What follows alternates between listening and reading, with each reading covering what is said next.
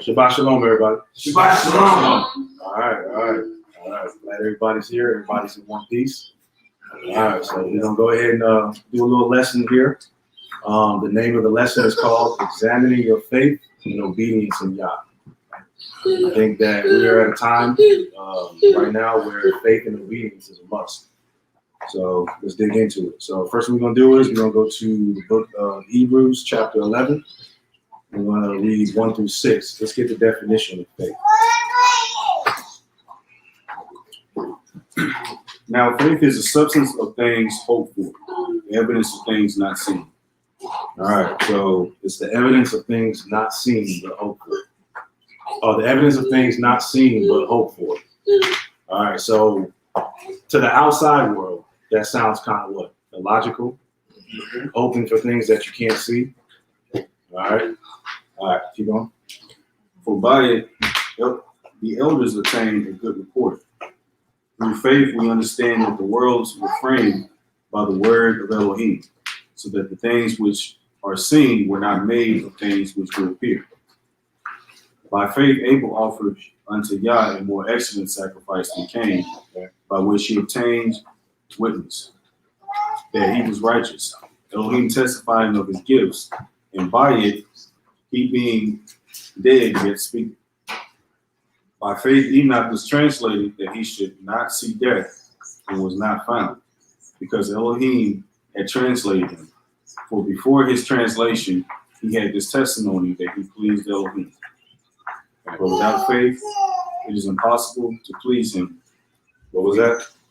But without faith, it is impossible to please him. Without faith, it is impossible to please Elohim. All right, so with that being said, let's see the condition of the world right now. And let's see where their faith is at. All right, so we're going to play a film here, a little video, 2 of them, real short. So let's see what's going on. Not only uptake of cases has religious leaders reevaluated in-person plans. RJ Burton visited another Bay Area church that was packed, but not because of services. Keeney United Methodist Church is busy, but not because it's Palm Sunday. Most of the people out here came for the coronavirus vaccine. It's been very, very smooth today. Pastor Mother Goddard says she didn't hesitate when the state and the county reached out, asking to use this church as a mobile site. We're here to serve the community. And it goes to target those in this community to make sure that those who are disproportionately impacted by coronavirus are also the same individuals that have an opportunity to get the COVID-19 vaccine. According to the CDC, more than 318,000 people in Hillsborough County are fully vaccinated so far. That, along with the age requirement getting lower and new vaccine sites opening up across the county and state, is the reason so many people are happy right now. But for some of our local faith leaders, they were hoping to get back to a traditional Easter Sunday. Unfortunately, health experts say that won't be the case because they're predicting a surge in cases due to spring break. As a shepherd, our primary goal is to keep the sheep safe. And so that means it's back to drive-through or virtual services. As some are already planning to host virtual Easter hunts. You know, we're doing something virtual, and we're probably going to do an outside service for Easter Sunday right here. But folks out here still choosing to remain positive. Hope is on the horizon, I'll say that. It's a light at the end of the tunnel. And JJ Burton, NBC. All right. So before we go, did y'all see anything wrong with that picture right there? What was wrong with that picture? They're putting most of their faith in man. Okay. What man can provide. Okay. All right. Let's go to Psalms 118 to validate what you just said.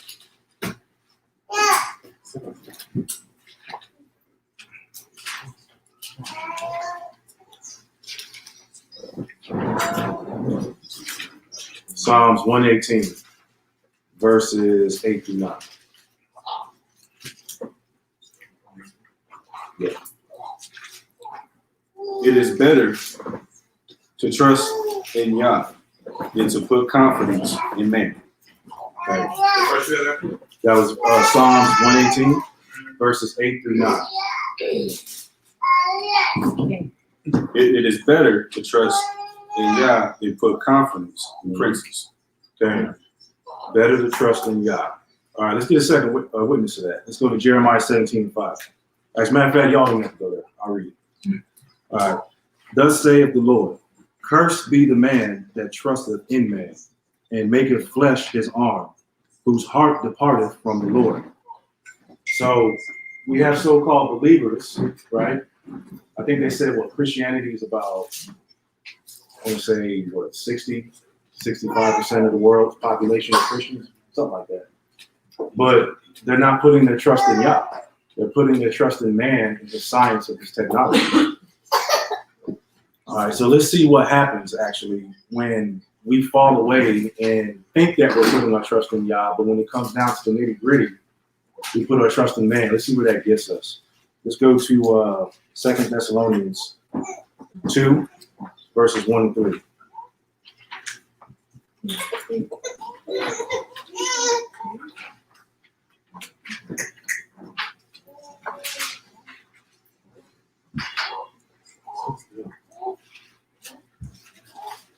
Now we beseech you, brethren, by the coming of our Master, Yeshua Messiah. 2 Thessalonians chapter 2, and we're going to start at verse 1.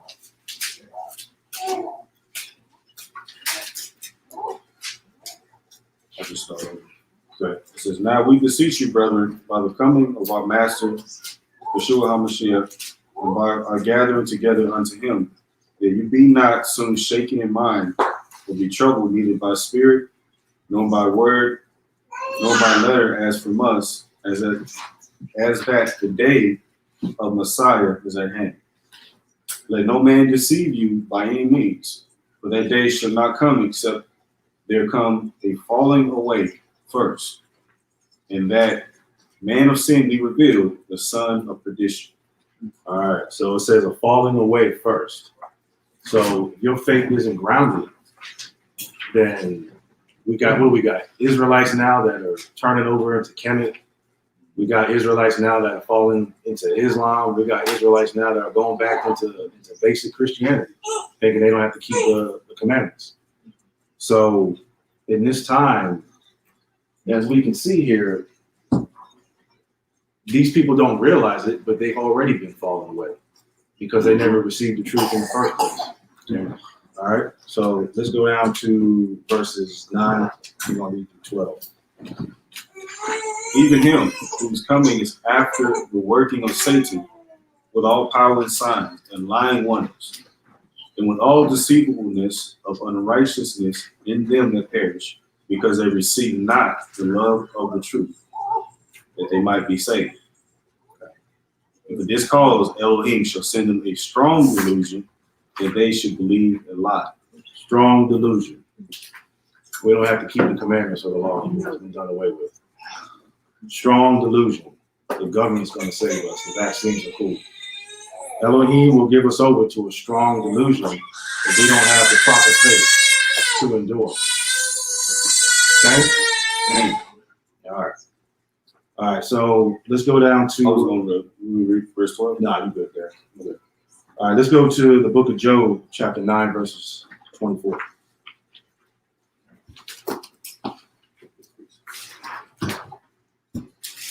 I'm sorry, I didn't say Job now. Chapter 9, verse 24.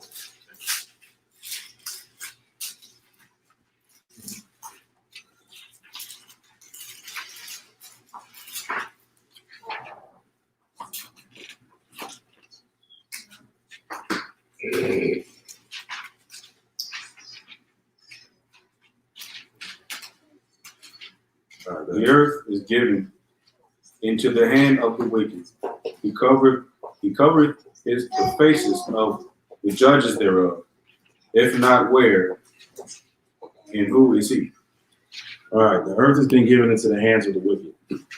So for those of us who are faithful and we know our scripture, why are we putting our trust in a needle with a substance that we have no idea what's in it? Why are we letting the people that we know who are in power, that the scripture calls wicked, direct us and lead us? Obviously not us, but I'm just saying in general. All right? So with that being said, faith is going to be needed in this time because a lot of us, we have family members that are with the world. And a lot of the family members, they go against us. because they have no faith, they have no belief. So let's get that actually. Let's go to Matthew 10. We're going to read 34 through 38.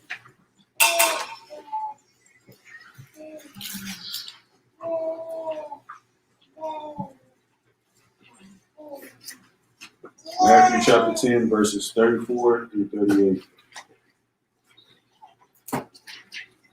Think not that I am come to send peace on the earth.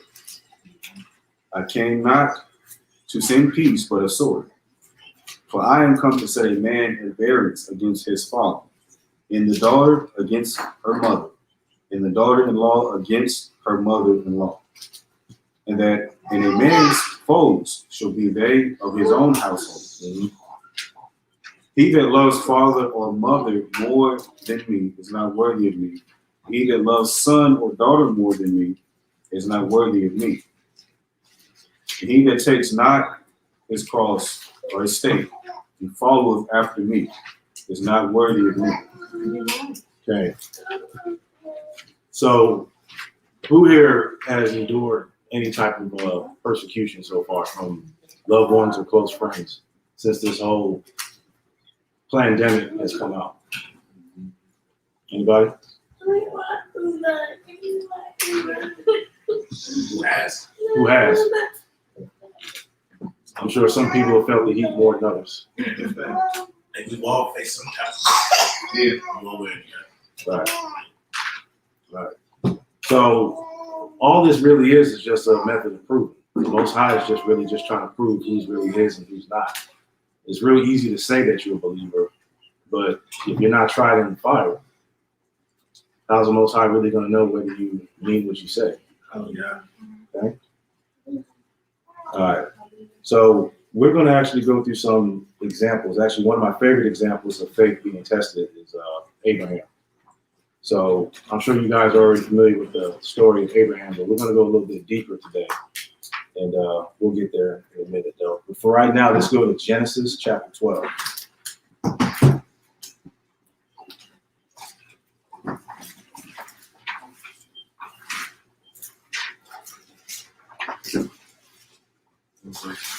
We're going to read verses 1 through 5.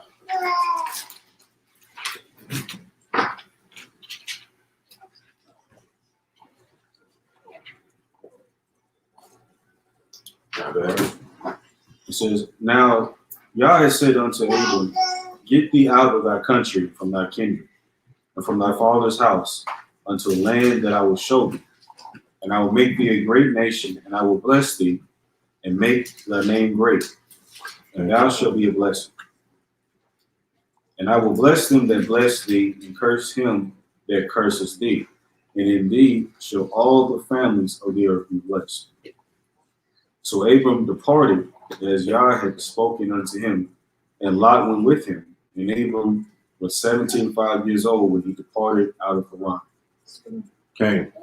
All right. So faith right here is being demonstrated by Abraham because he's leaving everything he knows. The Most High told him to pack up all his belongings, his rib, his things, and follow him. So who's here, his faith is that strong to where if Yah says something, you know, whether go to another country, go anywhere, that without hesitation, you're willing to do it. Are we seeing a lot of that today? Right? Like we got Brother Mikael, the Most High told him, pack up your bags and go. And that's what he's doing.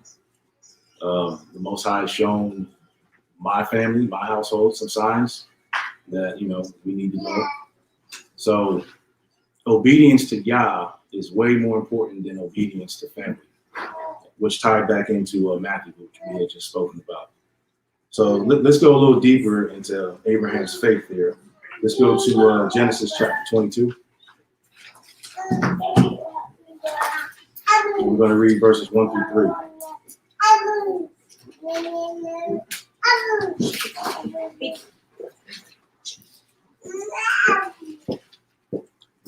Genesis chapter 22, verses 1 through 3. Okay. And it came to pass after these things that Elohim did tempt Abraham and said unto him, Abraham, and he said, Behold, here I am. And he said, take now thy son, thine only son, Isaac, whom thou lovest, and get thee into the land of Moriah, and offer him there for a burnt offering upon one of the mountains, which I will tell thee of. And Abraham rose up early in the morning, and saddled his donkey, and took 2 of his young men with him, and Isaac his son, and clave the wood for the burnt offering, and rose up and went unto the place of which YAH had told him. Okay. All right. So we know that Abraham's faith was tested by the Most High, wanting to see if he would offer his son up to him.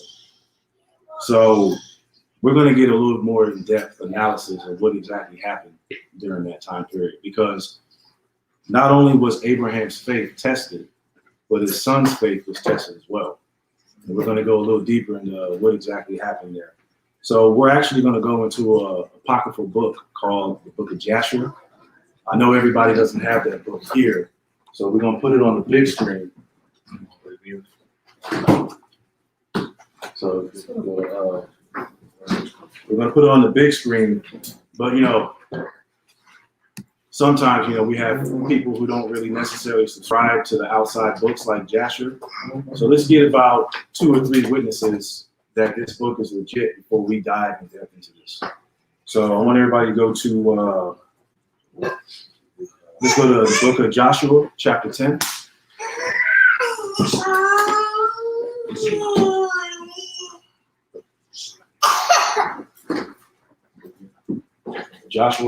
Book of Joshua, chapter 10, and read verse 13.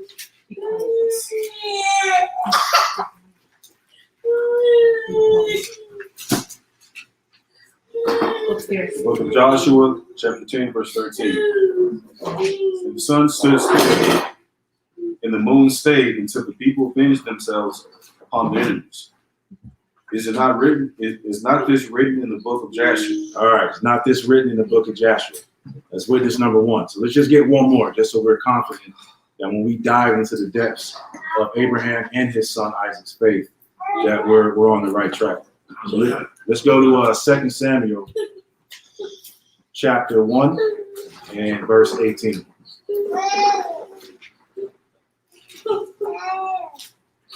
Second Samuel, chapter 1, verse 18. Thanks. Also, he bade them teach the children of Judah the use of the bow. Behold, it is written in the book of Joshua. Okay. All right. So we got 2 witnesses, book of Joshua. So everybody confident that we can dive into this book? Hallelujah. The faith? All right. Yeah. So let's do it. Let's do it.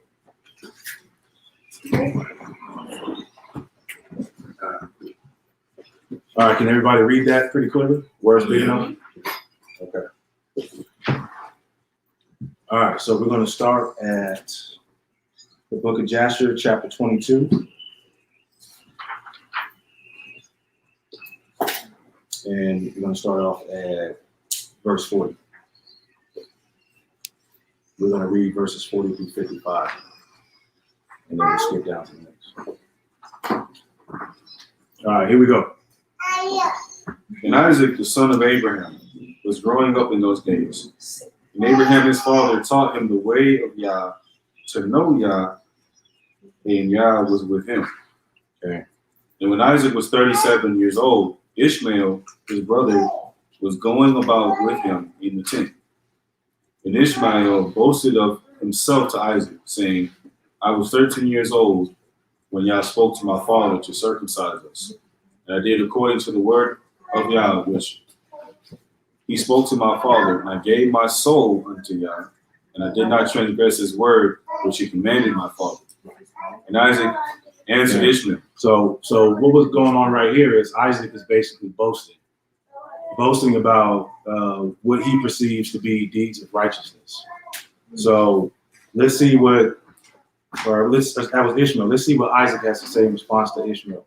And That was Ishmael. I apologize. It was Ishmael. So now let's see what Isaac's response was to Ishmael. And then let's see what YAH does about that. Go ahead. And Isaac answered Ishmael, saying, why dost thou boast to me about this, about a little bit of thy flesh, which thou didst take from thy body, concerning which Yah commanded thee. As Yah lives, the Elohim of my father Abraham, if Yah should say unto my father, take now thy son Isaac, bring him up and offer him before me, I will not refrain, but I will joyfully accede to it. Y'all hear that? What did Isaac just say? Said, that's what my father wanted. That's what I'm gonna do. Right, He wants to sacrifice. right, So he right. So, but Isaac said that in a response to Ishmael's boast. Attention, your battery is fully So charged. Please it almost kinda unplug like the he came power out of nowhere, adapter. But he's showing Ishmael how faithful he is to Yah. But let's see what the Most High does in response to that. Go ahead. And Yah heard the word that Isaac spoke to Ishmael. Mhm. It seemed good in the sight of Yah. He thought to try Abraham in this matter. He thought to try Abraham in this matter. So right there, if y'all ain't ready to exercise your faith and extend to whatever level Yah's trying to extend you to, you shouldn't speak on it, because sometimes the Most High might just test you on what you say. Ishmael said, if the Most High wants to use me as an offering, I'm willing to do it. So the Most High said, okay, well, let's see about that. Let's do it. Isaac spoke it into existence, right? So we shouldn't. Are you saying that we shouldn't? I ain't saying we should never, but if we do, If we're not ready, we gotta be ready to pay that. we have to be ready to. right. We have to control our tongue. Exactly. There you go. We got to control our tongue. Don't get ahead of ourselves. Yeah. All right. Go ahead. And the day arrived when the sons of Elohim came and placed themselves before Yah. Satan also came with the sons of Elohim before Yah. And Yah said unto Satan, whence comest thou? Satan answered Yah and said, from going to and fro in the earth, and from walking up and down in it. And Yah said to Satan, what is thy word to me concerning all the children of the earth? You guys getting any vibes from the book of Job? Satan going to and fro, the sons of God. Exactly. Present themselves.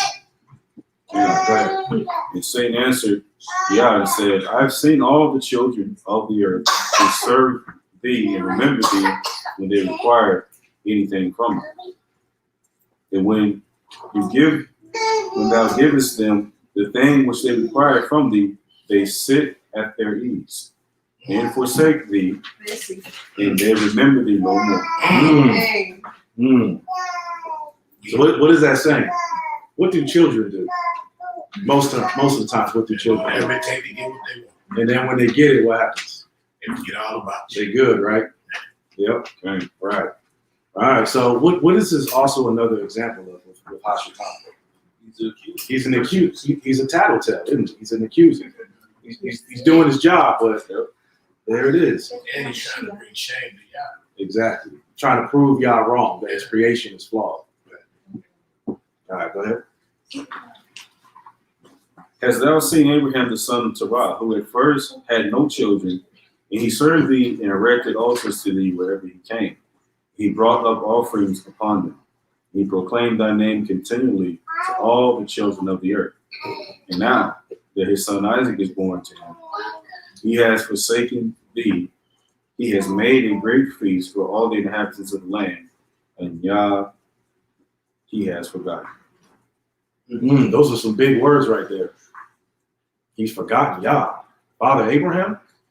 I don't know about that. Let's see. Keep going. For amidst all that he has done, he brought thee no offering, neither burnt offering, nor peace offering, neither ox, lamb, nor goat of all that he killed on the day that his son was weaned. Even from the time of his son's birth until now, being 37 years, he built no altar before thee, nor brought any offering to thee, for he saw that thou didst give what he requested before thee, and he forsook thee. And he therefore forsook thee. So Abraham was given the son that the Most High promised. So now Hashatan is accusing him. Okay, well, he got what he wanted, so Thanksgiving. we ain't messing with you no more. When's the last time he's delivered a burnt offering? Maybe the last time, maybe he didn't deliver a burnt offering in a while because he hadn't sinned to have to deliver a burnt offering, you know? But let's keep going. Let's find out. And Yah said to Satan, hast thou Hast thou thus considered my servant Abraham? But there is none like him upon the earth, a perfect and upright man. Most I never let down on. Yep. I got no money on. That's Right. One that fears Elohim and avoids evil, as I live, where I say unto him, bring up Isaac thy son before me. He would not withhold him from me. Much more, if I told him to bring up a burnt offering before me from his flock of herds. And Satan answered YAH and said, speak then now to Abraham as thou hast said, and thou wilt see whether he will not this day transgress and cast aside thy words. So that sounds like an awfully big wager right there. Awfully big wager. But the Most High's got his money, like Adiah said, on Abraham. All right, so what we're going to do is we're going to skip to chapter 23. And let's start off at verse 1. We're going to read 1 through 3, and then we're going to skip. At that time, the word of YAH came to Abraham. I just wrote that. He said unto him, Abraham, he said, here I am. He said to him, take now thy son, thine only son, whom thou lovest, even Isaac, and go to the land of Moriah, and offer him there for a burnt offering upon the mountains, which shall be shown to thee. For there wilt thou see a cloud and the glory of YAH. And Abraham said within himself, how shall I separate my son Isaac from Sarah his mother, in order to bring him up for the burnt offering before YAH? All right, so now we're seeing the stage being set, just how it was in the scriptures. So we're going to skip, though, the whole controversy between Abraham and his wife regarding where he's taking Isaac, just for the sake of the lesson. So we're going to skip over to verse 21. I just wanted to say one thing. That I know it says in, I believe the Psalms that YAH tries to harden the reins. And so that's really going back to Matthew, where YAH says that he came not to bring peace on the earth, but a sword. And what trials is more, I think more anything, a lot of times is family. And so it's just amazing how time and again we see YAH constantly use the theme of family or people that's closest to us to try us. To really see that we really are going to obey him or no. Okay. So because it's not really doing anything to have a stranger test you. You know, I mean, most people don't care what people they don't know think of anyway. You're not paying my bills. Right. But, you know, most of us care what our dad thinks. Most of us care what our mom thinks, our sister, our best friend since we know since kindergarten. We care about what they think. That's how YAH tests us, by using the people closest to us. Okay. All right. So let's go ahead and go to verse 21. All right, this is going to be a long read, but we're going to dissect this and really get what happened here, as far as Isaac's faith as well as Abraham's. So you're going to read 21. Start at 21. Actually, just start at 20. Start at 20. Okay. And Abraham went with Isaac his son to bring him up as an offering before YAH, as he had commanded him. And Abraham took two of his young men with him, Ishmael the son of Hagar, and Eleazar his servant, and they went together with them. And whilst they were walking in the road, the young men spoke these words to themselves. And Ishmael said to Eleazar, now my father Abraham is going with Isaac to bring him up for the burnt offering to YAH, as he commanded him. Now when he returns, he will give unto me all that he possesses to inherit after me. For I am his firstborn. So, I mean, right there, not really part of the lesson of faith, but just to show Ishmael has a heart of selfishness. He's not really concerned about the righteous sacrifice of the Most High. He's just concerned about gaining Isaac's inheritance because he's the firstborn. So he says. And I just wanted to point it out. I noticed that YAH does that a lot with his creation. As far as first there was Cain, he was jealous of Abel and killed Abel. Then there was Esau first, and then he got jealous of Jacob. Even down to the anti-Messiah, whoever he is, once he makes himself known, there's always unrighteousness that's presented first before righteousness comes afterwards to clean it up. So we got the anti-Messiah who's going to come later, or maybe tomorrow, who knows? We're in the end times, right? But then we know that our Messiah is going to come and clean up the mess. All right? I keep going. And Eleazar answered Ishmael and said, surely Abraham did cast thee away with thy mother, and swear that thou shouldst not inherit anything of all he possesses. So we got Eliezer here, Abraham's servant, talking trash. Like, you're not getting the inheritance. You got cast away by your own father. Talking trash as much as he just. I mean, but he's establishing. He's establishing. Correcting. Right. He's establishing, but he still thinks that well, we'll see. Let's see what he thinks. Go ahead. And swear that thou shouldst not inherit anything of all he possesses. And to whom will he give all that he has with all his treasures? But unto me his servant, who has been faithful in his house. So he thinks he's gonna get it. Go ahead. Who has served him night and day, and has done all that he desired. To me will he bequeath at his death all that he possesses. They jockeying for position. They fighting like a bunch of angry kids fighting for the inheritance of their father when he dies. All right, go ahead. And whilst Abraham was proceeding with his son Isaac along the road, Satan came and appeared to Abraham in the figure of a very aged man, humble. Hold on, wait. You gotta read that out. Right. And whilst Abraham was proceeding with his son Isaac along the road, Satan came and appeared to Abraham in the figure of a very aged man, humble and of contrite spirit. And he approached Abraham and said to him, art thou silly or brutish, that thou goest to do this thing this day to thine only son? I was thinking I'm wicked, like, oh, I'm tripping. See, So- I double do. I don't know how you'll be. Right, but how can he make you feel like you're wicked though? If you're just there's a lack of something. No. Doubt. Faith. There you go. Faith. Fact. Faith. If your faith isn't grounded, then you're going to second guess yourself. Okay. Especially if you have somebody who's a loved one telling you crazy.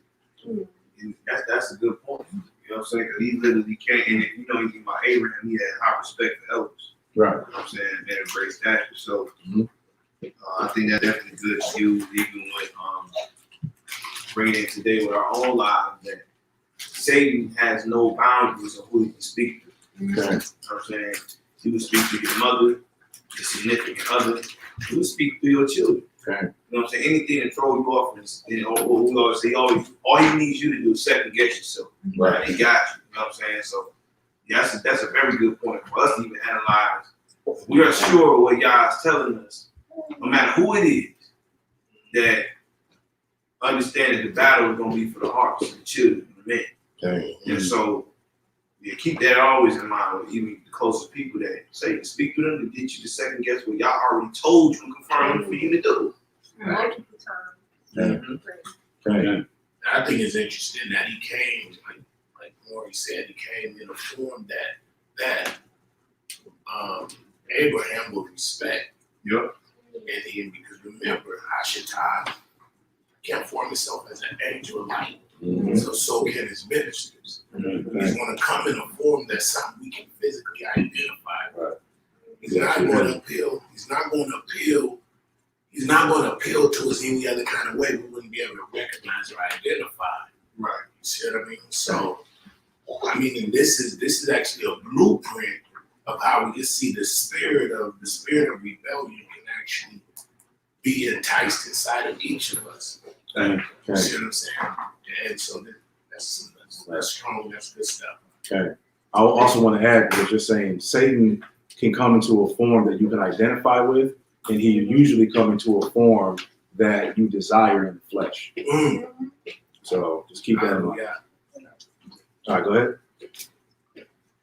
For Elohim gave thee a son in thy latter days, in thy old age, and will thou go and slaughter him this day because he committed no violence? Mm. And will you cause the soul of thine only son to perish from the earth? Does thou not know and understand that this thing cannot be from Yah? Trying to make him second guess himself. Is it from Yah?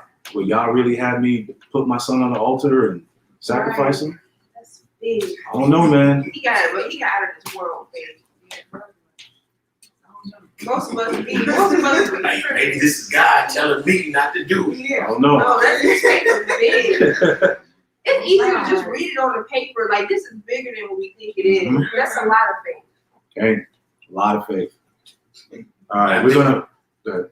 I'm like, I was gonna say we're gonna show an example of. are you about to move on from that? No, that's it. I think the weird thing is, how can I'm just gonna shout? What's going on in those two verses where you should be able to really see the same?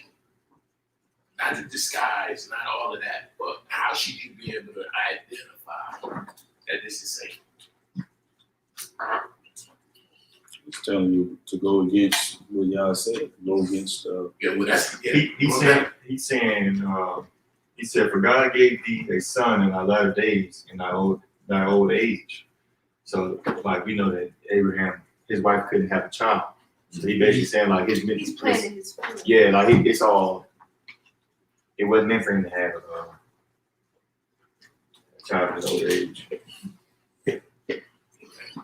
I got a little something different, but I don't disagree with that. I'm just hitting on that point. But Wow, 27 said, "Doest thou not know and understand that this thing cannot be from the Lord?" So he's saying what you're trying to do is like, God didn't tell you to do that. Right. Right there, he should have known, like, that's of Satan. Because he told him, he said, "Doest thou not know and understand that this thing can't be from the Lord?" let me ask you a question. Same thing he did with Eve. It says, and what thou cause the soul of thy only son to perish from the earth, right? Now, how did he know that? I said, how did he know that? That's the point. There you go. How did this old man know Abraham was about to go south? Right. Who is this guy? That's a good word. That is the thing. You should be The information. But if you caught up, you won't even miss the part. You won't even see the part. Like, how do you know me and my master's business? Yeah, Right. But if somebody called you up out of the blue and you know Yah told you to do something, and all of a sudden they speaking on something that ain't really in their business, either a prophet, it's a prophet of Yah, or it's a spirit of divination that works in that person. Or maybe Satan himself taking on the form of something to dissuade you from what Yah's telling you to do. But how did he know? Right. That should be your trigger. How do you know my business? Right. What do you think, sir? I was gonna say another thing about Satan is he never. Well, I don't know if he never does, but most times he doesn't tell you what to do. He just asks questions. Just ask questions. And where your heart is, that's where you're gonna go. You don't have to do anything but ask questions. He makes you doubt. Like, all he can do is ask questions. As soon as you listen, that's when he got you. Hallelujah. Once you hearken, he already got you. And most real believers not gonna reply. Most times, like Hezekiah on the wall. Maybe they resisted them. Even the angel. Yeah, you probably won't get a reply from a real Said, believer. "The Lord rebuke you." Say, Yeah. Yeah. They will sit there and argue. They won't with even you, have a answer him. conversation with you. Right. Yeah. That is a fact. So let's see what Abraham says to him. Go ahead. And Abraham heard this and knew that the word of Satan who endeavored to draw him aside from the way of Yah. But Abraham would not hearken to the voice of Satan, and Abraham rebuked him so that he went away.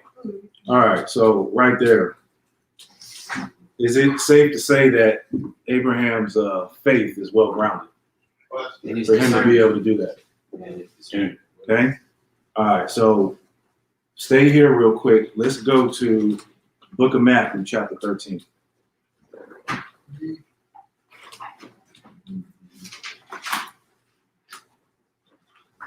And we're going to read verses 18 through 23. Chapter 13. We're going to read 18 through 23. I always say, Satan don't got no tricks, he just got no fools. Exactly. Okay. Okay. Just ask questions.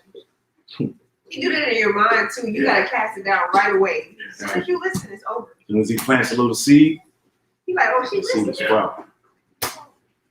That's crazy. Everybody there? Where are we? Book of Matthew, chapter 13.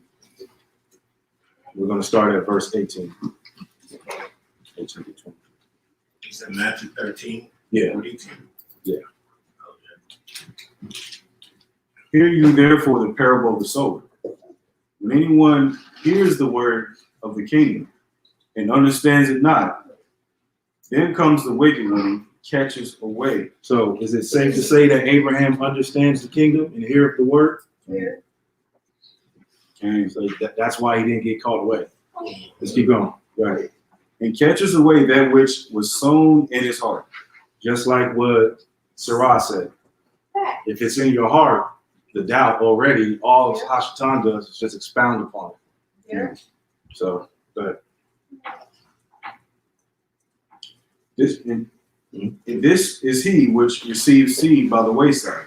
Okay. But he that receives seed in stony places, the same is he that hears the word and with joy receives it. And yet has he not rooted in himself, if he not roots in himself, but endures for a while. mm-hmm. For when tribulation or persecution arises because of the word, by and by he is offended. By and by he is offended. So 21 says, yet he is not rooted in himself, but dureth for a while. So what do we know about Abraham? Abraham's been rooted in this word his whole life. Right? No, He grew up. I tell you what was uncle, right? No, but he learned, what I'm saying is, he grew up as a child in the word. Meanwhile, his family members, mainly his father, was in extreme idolatry. Okay? Yeah, we'll discuss that. So what I'm saying is, look at the different things that Abraham had to go through. Abraham had to leave his father's house. That took faith. Abraham had to endure the tribulation, and this is another apocryphal book. Maybe we'll go into that some other time. Nimrod inflicted on him by throwing him in the fiery furnace, but his faith was tested then. So the point I'm making is that his faith was grounded on good ground, and he's been proven. So when Hashatan came at him like this, he wasn't offended. Verse 21 says, by and by he is offended for those who are not grounded in this word. Okay? And I wanted to also say something. Of course, in Hebrew, faith is munah, and that means to be steadfast, which basically means to have endurance, to endure. And so it says, verse 21, that he has no root in himself, but endures for a while. Mm-hmm. In other words, he didn't endure to the end. Right. So I just wanted to make that point. I also think that means too, like, he hasn't been rooted in this truth long enough to really be looking for a challenge. So then when the challenge comes and he's not ready, he gets offended. Okay? Abraham has a track record. He's got a reputation behind him. So this right here that's happening is child's play to Abraham. He's not getting all shook by what Hashatan is saying to him. Okay? All right, let's continue. Let's go back to Joshua. And I think we left off verse 29. And Satan returned and came to Isaac. Mm. He appeared unto Isaac in the figure of a young man, comely and well favored. All right, so right there, Hashatan couldn't get what he wanted out of the head. So what did he do next? If you can't get the head, where do you go? Tail? The head of the household, where do you go? To the woman, usually, right? But his wife isn't here at the moment. So who's next in line? The children. This is why the scripture says, train a child in the way that they should go, so that when they get older, they shall not depart from it. So we see here Isaac is grown. but he's been trained properly, hasn't he? Well, we'll find out if he's been trained properly. Let's see what Isaac says. Go ahead. And he approached Isaac and said unto him, Dost thou not know and understand that thy old silly father brings thee to the slaughter this day for nothing? Now therefore, my son, do not listen nor attend to him, for he is a silly old man, and let not thy precious soul and beautiful figure be lost from the earth. He said, he is a silly old man. Let's expound on that real quick. Let's go to 1 Corinthians chapter 1.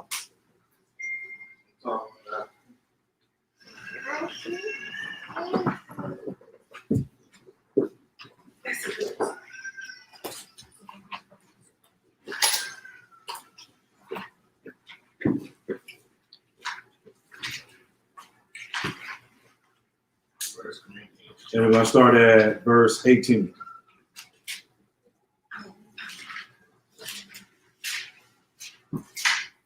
For the preaching of the state is to them that perish foolishness, but unto us which are saved it is the power of Elohim. All right, it says, for the preaching of the cross is to them that perish foolishness, silliness.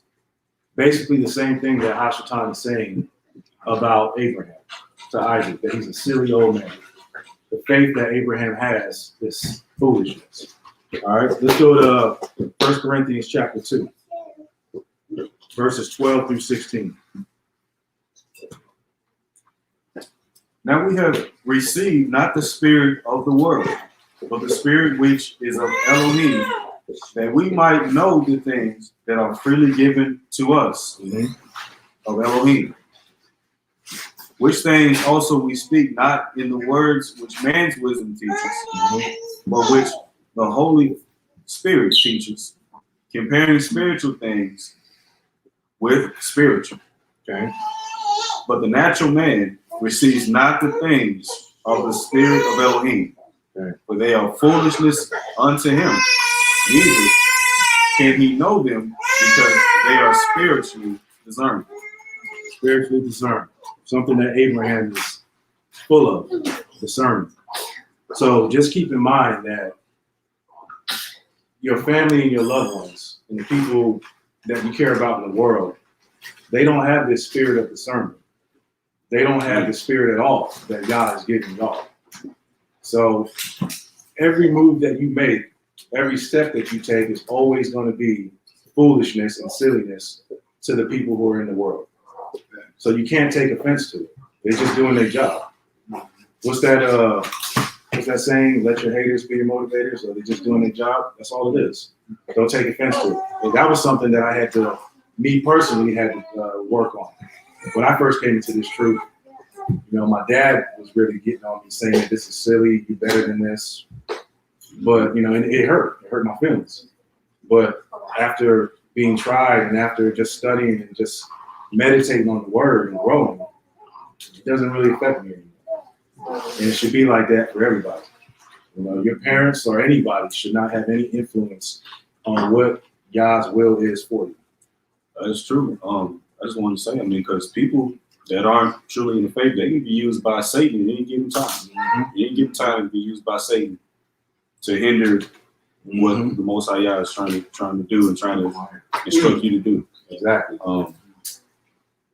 So that's what he does. It's evident in what we read. Dang. I'm gonna give an example. I don't know if everybody's seen this movie, The Matrix. Everybody seen The Matrix, the first one? So do you remember when what's his name, Morpheus, was explaining to Neo that everybody who hasn't been unplugged from the system can potentially become an agent? And the agents were programs that can possess you whenever they needed to get to a location faster. That's what our parents are, our friends, anybody who's still plugged into the system of this world is to us. They're potentially an agent, meaning that they can potentially be used by Hashatan to stir you away from the path. Right. Right. Whoever hasn't seen that movie, watch that movie. It's got a lot of symbolism. Crazy. I just watched that thing. You did? Okay. Watch what? The Matrix. Oh yeah, me and guys watch it. Oh, that movie's very symbolic. All right. So where were we?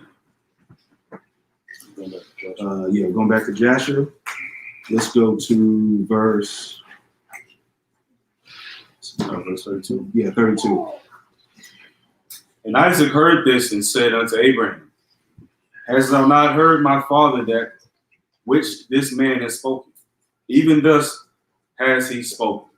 And Abraham answered his son Isaac and said to him, Take heed of him and do not listen to his words, nor attend to him. For he is Satan, endeavoring to draw us aside this day from the commands of Yah. Dang. Excellent discernment on Abraham's part. All right, keep going. And Abraham still rebuked Satan, and Satan went from them. And seeing he could not prevail over them, he hid himself from them. I think this is the part. Why didn't Isaac rebuke Hashatan himself? Because he probably didn't have the proper discernment. He didn't have what? Proper discernment. He went to the one he was subject to. Dang. He went to him. He didn't go outside and go seek God in other places. He went to the one the man that Yah put him under authority. Now, just think if he went and did his own thing, and he began to have this conversation on his own without his father. Right. And guide him. Abraham had the authority to rebuke Hashatan. At that point, Satan has to recognize the established authority that's in place. Okay? Hallelujah. I think that also goes hand in hand with the natural order.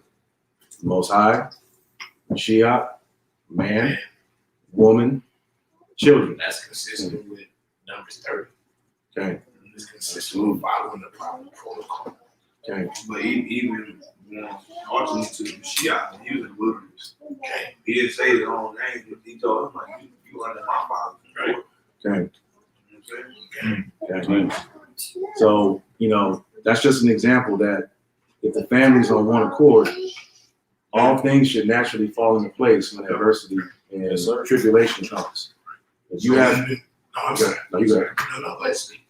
So if you have children that are confused about the word and have questions, they need to be coming to you. They don't need to be going outside asking a friend about the word or asking John, Sue, or Mary, or whoever. That's your wife as well. And the wife as well. Anyone have a question? Or anyone have a letter to Exactly. Okay. So Hashatan is understanding son. He will, because he couldn't get to the head. The head was strong. Okay. So he went to the one that submitted under the head. Okay. Like I always say, why YAH extracted Eve from out of Adam, he was taking his weakness. So Eve can be the head, be covered by Adam. Okay. But it was a way of YAH taking his weakness inside him so he could strengthen even his weakness. Okay? So I think when we look at that story, we can see there's always patterns and consistency in the kingdom. There's you wanted something you think is redundancy and something you think is not, but it's not. The kingdom, just like the earth, just like the natural realm, has rules and guidelines and has to follow. Okay. So does the spiritual realm. There's authority and headship even in the heavens, just like it, because the earth is a reflection of the heavens. Okay? So we got to see that Hashatan can only operate and function. He has guidelines and stuff he has to follow. That's why even he, when he had to go before the sons of God, he went up and he began to go to, when God would call up the sons, the chief angels, and began to give them the directions. He knew Satan was coming. Right. He was coming to report. Okay. Okay? Exactly. He coming in to get his marching orders, really. Okay. Exactly. When the scripture says, when the scripture says that the God of this world is blinding the minds of those, he might be little g of this world, but he still has to answer to Yah. Yah's in control of everything. And that's all it is. You can say he's controlling the earth. He's controlling the world. Right. In other words, the influence that's been superimposed imposed. That's a global system. Okay. He's the prince of the air, right? Okay. That the children of disobedience. So that's how we get tried and ruled. But we're in it, but what? You're not of it. Okay. Okay. Okay. So when you really think about it, Hashatan is really doing the Most High a favor. He's weeding out the rebels. well, let's he's ready. Yeah. He said he heard Isaac and he was gonna prove him. Right. All of a sudden, Satan, you think Satan just came up for no reason, and he's about to be used to try him. Right. You Exactly. see what I'm saying? The Most High basically Even said. the Most High touched the top of Satan's dome. Right. And stop thinking Satan is just one man, it's an entity. Right. It's a government. It's not just one person. Okay. You see what I'm saying? It's not just one being.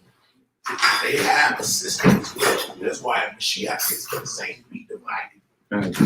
So we know it's not, it's a one construct with multiple parts. It's like the kingdom of heaven, okay? Okay. All right. So where we at? That's 34. 34. And Abraham still rebuked Satan, and Satan went from them, and seeing he could not prevail over them, he hid himself from them, and he went and passed before them in the road, and he transformed himself into a large brook of water in the road. He transformed himself into a large brook of water. So basically, Hashatan, he can not only just transform himself into people, he can transform himself into inanimate objects too. Right? He transformed himself into basically a bunch of water. Now let's see what happens. And Abraham and Isaac and his two young men reached that place, and they saw a brook large and powerful as the mighty waters. And they entered the brook and passed through it, and the waters at first reached their legs. And they went deeper in the brook, in the brook, and the waters reached up to their necks. And they were all terrified on account of the water. So right there. So what just happened right there? Hashatan couldn't use Abraham or his son as a stumbling block. So Hashatan decided for himself to turn into a roadblock. A roadblock, right? All right, let's go. It just made me think about, how many times we, on this destination where we go to the YAH Center Zone. Exactly. I was actually a car accident, it could be traffic, it could be a flat tire, anything to try to get us discouraged and not go forward. Okay, I'm actually going to use you for a second in a minute concerning that, just for an example for the tribe. Let's go to Acts chapter 14 real quick. COVID-19. Yeah, Acts chapter 14. Okay. Yeah. We're going to start at verse 19 through 22.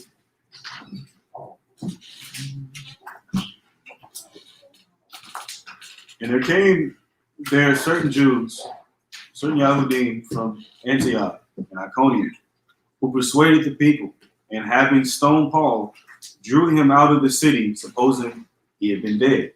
So Paul got stoned here, all right? So keep on. Howbeit, as the disciples stood round about him, he rose up and came into the city. And the next day he departed with Barnabas to Derbe.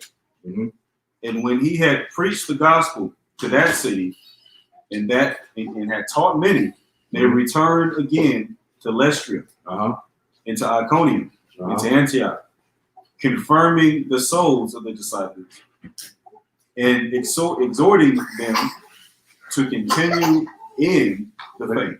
Continue in faith. All right. So, like Mikael just said, how many of us can persevere when we're presented roadblocks? Is it a roadblock getting stoned and jumped? Can that discourage you from doing Yah's mission that he has for you? All right. So I wanted to use an example. Actually, Mikael was talking. I don't know the whole story, but I think this was a real test of faith on you and your family's part. Remember when you guys first went to Ghana and something happened to where you guys had to drive like 12 or 14 hours up north because there was a mishap? Expound upon that real quick. you know, our first time going to Africa was it's crazy. I was coming on full wishing now. But 3 years ago, we were planning to go to Ghana. I mean, everything was going smoothly. It's funny because when we first heard about the trip, I just knew I was destined to go. We were destined to go. And so everything happened as far as setting up. Right in the midst of really paying for the trip, I ended up having to pretty much leave my job. So now I'm trying to figure out, okay, how we about to pay for the trip. And y'all blessed as always in that moment. Started making the way. Okay. So we had to get the passport, we had to get pretty much everything in line. And then we came to another stumbling block where we were paying for this tour. Now we had to figure out how to get the plane tickets. Mm-hmm. And you know, something happened with my wife. We didn't get the plane tickets. And then literally, was it 3 or 4 days?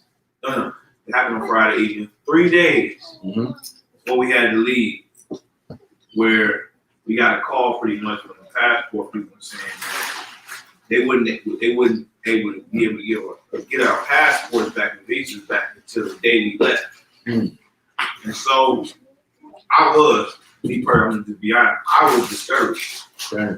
And I'm like, man, I don't know what we gonna do. It may be over. That's that brook of water that Hashatan turned into right there. And so then, you know, my wife, she left and she got discouraged.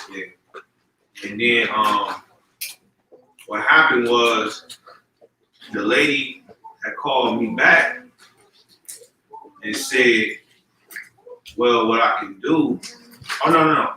I think, well, did you say first, let's drive up there? Or did she call back? I think it was a Friday, right? Yeah. I went to the gas because we pretty much thought we couldn't go because our flight was on Sunday. No, Monday. It was Monday? It was closed. Some was closed on Sunday. We wasn't going to get the passports back. We had to get it on Saturday, but they wouldn't be able to deliver it till Monday. Right. Literally that day, the court, the city hall closed. I went to the gas station. I prayed. I said, look, no time. We ain't supposed to, like, this is a sign we're going to die or something, okay? Don't let us go. I see, let us know. But if this is the adversary, then make a way. By the time I got back, the lady called me back. She said the whole staff been working on trying to figure out how to get our passports back. Right. Then she said, but it's going to be in DC on Saturday. And so by the time I got home, I said, babe, let's drive. Like, let's go. Yeah. Like right now. She's like, we can drop them off at CVS. Y'all just gotta come get them. Oh, this what happened. First, before even that happened, my cousin who came here this week, she was actually doing the groundwork for it. Yeah. They pretty much told her she can't get it. The day of that same exact day before that lady told her. I'm like, man, how we about to get this done?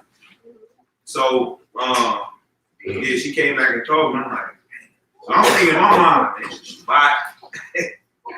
So we gotta get, how we about to do this?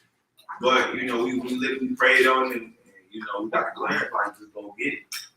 Okay. And you know, all praise to the Most High, we was able to get it, got it, and now 3 years up to date, I see exactly why that the Father allowed us to get that done. You know what I'm saying? Because it truly did. If I didn't go, I don't think I would really, and this is just being honest, I don't think I would have the cultural view and understanding of the Bible without me having to go there and see it for myself. Okay. You know, that opened me up to then understanding culturally where this Bible is coming from the perspective of our fathers, not by imagination, not by vision, what I think. I can now see and talk to people who still live in Torah and put in perspective now from their point of view and our Father's point of view how this book is supposed to live. And so that was one of the greatest, I would say the greatest trips of my life, because it gave me perspective from my fathers, like Abraham's point of view. Okay. It also was a test of your endurance. Okay. Because a lot of people with that much roadblocks, they kind of be like, never mind, I'm good. Yeah. You know, I can even say for myself, because that was 3 years ago, I was still a babe.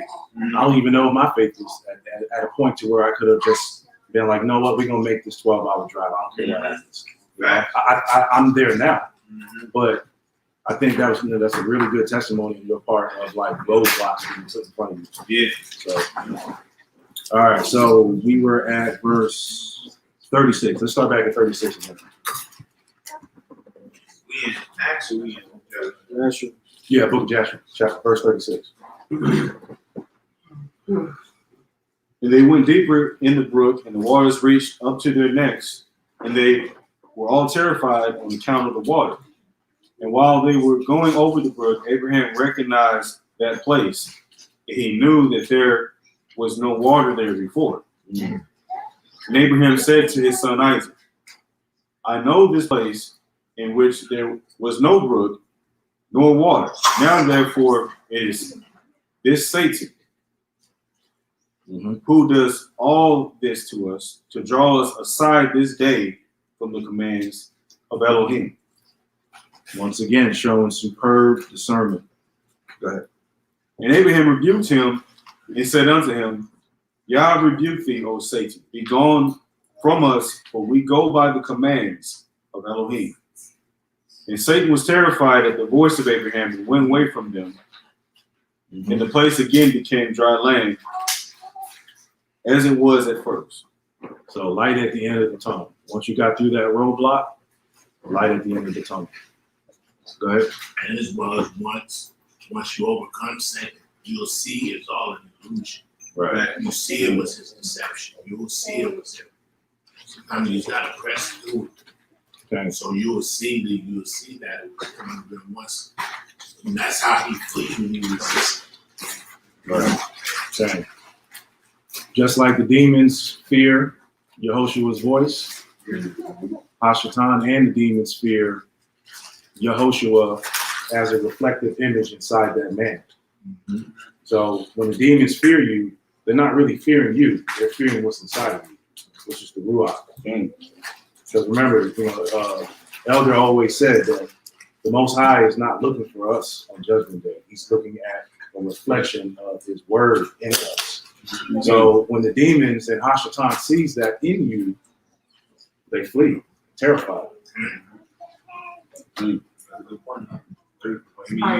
see that with the apostles too. You know what I'm saying? It's that believing that. I always tell people you never see anybody get saved who did not want to be saved, who did not believe. Okay.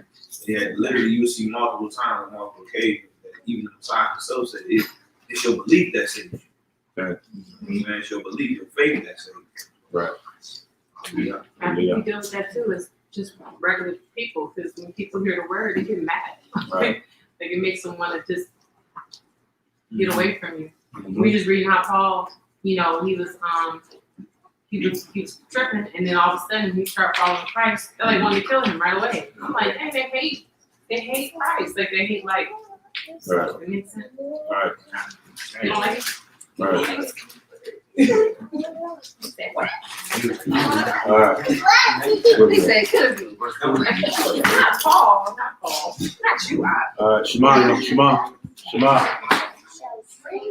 All right. And Abraham went with Isaac toward the place that Elohim had told him. And on the third day, Abraham lifted up his eyes and saw the place at a distance, which Elohim had told him of. Yeah, that's good. Yeah, 36. Yeah. No, we're at Verse 42. yeah. Let me make sure 42 is that's it. Start that over. Yeah, go back to verse. Go back to verse 40. Yeah. And Abraham went with Isaac toward the place that Elohim told him. And on the third day, Abraham lifted up his eyes and saw the place at a distance, which Yah had told him of. And a pillar of fire appeared to him that reached from earth to heaven, and a cloud of glory upon the mountain. And the glory of Yah was seen in the cloud. And Abraham said to Isaac, my son, dost thou see in that mountain which we perceive at a distance, that which I see upon you? So Abraham is asking his son, does he see this pillar of fire on the cloud on top of the mountain. Okay. And Isaac answered and said unto his father, I see in lo a pillar of fire Mm-hmm. and a cloud, Mm-hmm. and the glory of YAH is seen upon the cloud. Okay. And Abraham knew that his son Isaac was accepted before YAH for a burnt offering. All right, now pay attention to this. Right. And Abraham said unto Eleazar and unto Ishmael his son, do you also see that which we see upon the mountain, which is at a distance? Mm-hmm. And they answered and said, we see nothing more than like the other mountains of the earth. Did y'all hear that? Y'all hear that? Okay, let's start back at 42. 42. Yeah. All right, y'all pay attention. Go ahead. And a pillar of fire appeared to him that reached from the earth to heaven, Mm-hmm. and a cloud of glory upon the mountain, and the glory of YAH was seen in the cloud. Mm-hmm. And Abraham said to Isaac, my son, dost thou see in that mountain, which we perceive at a distance, that which I see upon it? Basically, son, do you see what I see? Right. And Isaac answered and said unto his father, I see, and lo, a pillar of fire and a cloud, and the glory of YAH is seen upon the cloud. Mm-hmm. And Abraham knew that his son Isaac was accepted before YAH for a burnt offering. Okay. Now pay attention to this part. Go ahead. And Abraham said unto Eleazar and unto Ishmael his son, do you also see that which we see upon the mountain, which is at a distance? And they answered and said, we see nothing. We see nothing. Go ahead. More than like the other mountains of the earth. And Abraham knew that they were not accepted before YAH to go with them. Okay. So the world is not going to see what y'all see. Y'all have been chosen by the Most High to come out of darkness. So when you have family members and loved ones that think you crazy, they're not supposed to see what you see. The Most High hasn't chosen them. Yeah, they're not accepted of the Most High. All right. Let's go to hold that. Let's go. Yeah. I think that's something you can take Mhm. and personally extract some. Okay. Some things that will be on a journey. And that doesn't mean because other people don't see it. That don't mean they're good to go. Okay. I don't mean that, you know what I'm saying? That don't mean that God did purpose for you to do it. He did purpose for you to fulfill it. Just that they didn't see. And that's probably the biggest test of all, because sometimes it's people that's traveled with you all your life. Right. And their walk with you comes to an end. Right. Or they're not supposed to go beyond that. You know what I mean? Right. Sometimes it's like, because you don't see it, that don't mean it's not true. Okay. I think that also goes hand in hand too with why the Most High gives particular people visions and dreams and not others. You know, it just depends on what your portion is that the Most High has assigned to you. Right. You know, me and you have talked in the past about some dreams that you've had that were very detailed. You know, obviously the Most High didn't give us that same vision, maybe others different visions, but that's what the Most High had assigned you or anybody else with that particular vision. So I also wanted to go to 2 Corinthians chapter 4, just to precept what's going on right here as far as Isaac and Eliezer not seeing what Abraham and Isaac see.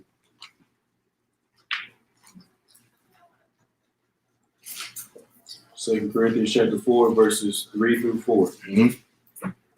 But if our gospel be hid, Mm-hmm. it is hid to them that are lost, Right. in whom the God of this world has Mhm. blinded the minds of them which believe not, lest the light of the glorious gospel Mhm. of Hamashiach, who is the image of Elohim, Mhm. should shine unto them. Okay. So the God of this world has blinded many.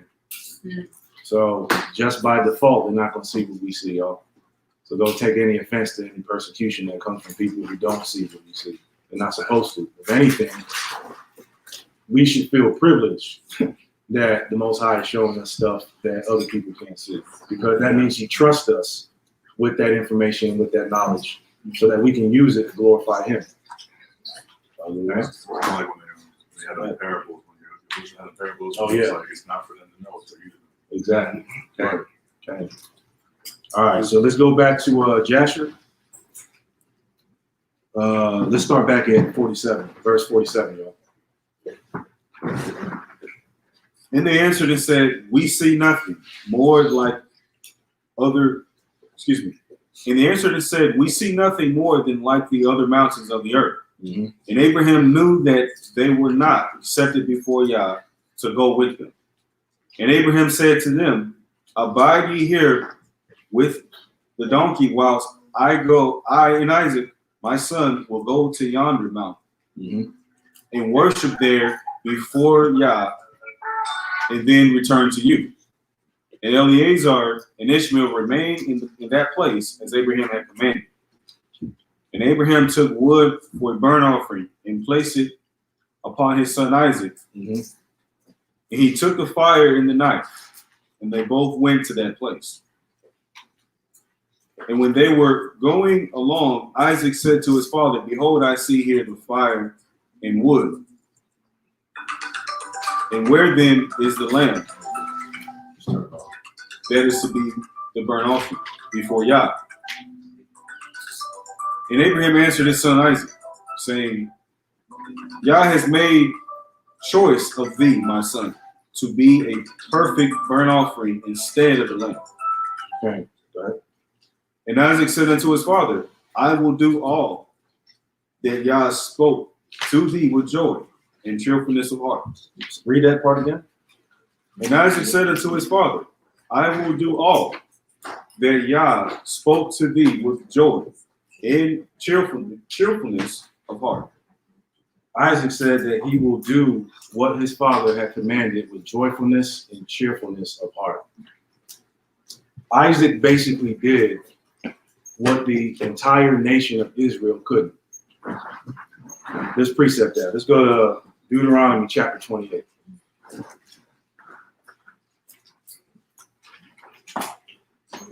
Deuteronomy chapter 28, verses 47 through 48.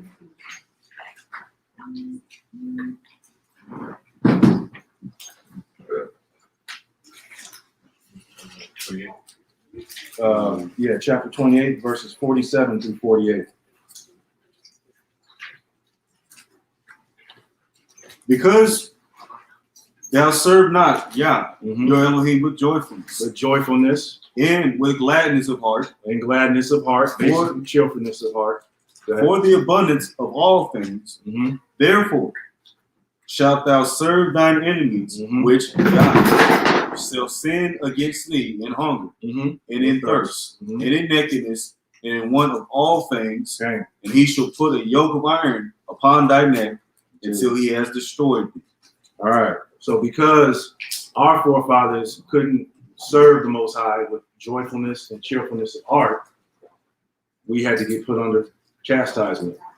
But notice how Isaac, a young man, was willing to serve with joyfulness and cheerfulness of heart, to the point to where he was willing to offer himself up as a burnt offering. How many people are willing to do that? Where's our faith at right now? No, just to be honest, who's, if you had to measure your faith right now, and I'm not even saying I'm there yet, I'm just saying, would you be willing to offer yourself as a burnt offering to prove yourself worthy of God or to please God? No? All right, you're being honest, so that's good. Okay? So, as you can see here, it's not just Abraham's faith that's being tested. You know, the scriptures kind of vaguely go over what happened there, but Isaac is being tested. You know, who really wants to go under some fire and feel that, you know, until you die? But whatever the Most High requires of me, we have to do. Right? I think we learned not to speak too swift. Exactly, because didn't Isaac ask for this in the beginning? Yeah. All right, go ahead.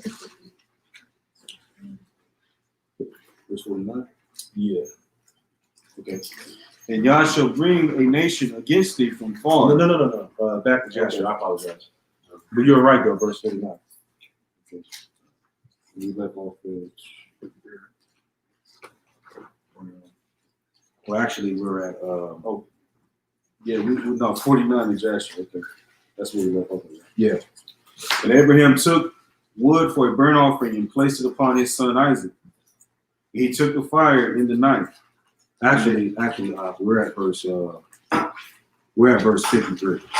53, y'all. Sorry, that's right. I'm tripping. Yeah, verse 53. And Abraham again said unto Isaac his son, is there in thy heart any thought or counsel concerning this, which is not proper? Tell me, my son, I pray thee. O my son, conceal it not from me.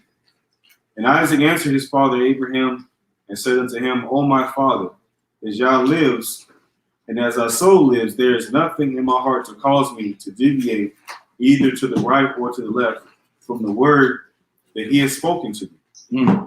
Neither limb or muscle has moved or stirred at this, nor is there in my heart any thought or evil counsel concerning this. So Isaac, he's 100% invested. He's not looking about any logical explanation as to why this is happening. If the Most High said, do it, do it. That's it. Not hesitating, not twitching, nothing. Go ahead. But I am joyful and cheerful, in cheerful heart in this matter. And I say, blessed is Yah who has this day chosen me to be a burnt offering before him. And Abraham greatly rejoiced at the words of Isaac, and they went on and came together to that place that Yah had spoken of. This is awesome. Go ahead. And Abraham approached. This speaks. We know every element of Torah as far as like the physical sacrifices that all represents the willingness of a man's heart to sacrifice something living. And for these men to understand that the Most High answers and requires blood for as representation of sacrifice. Because life is in the blood. Okay.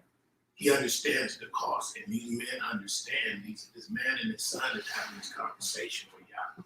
That's what's really going on there is an exchange. Right. And remember, we did the return on investment.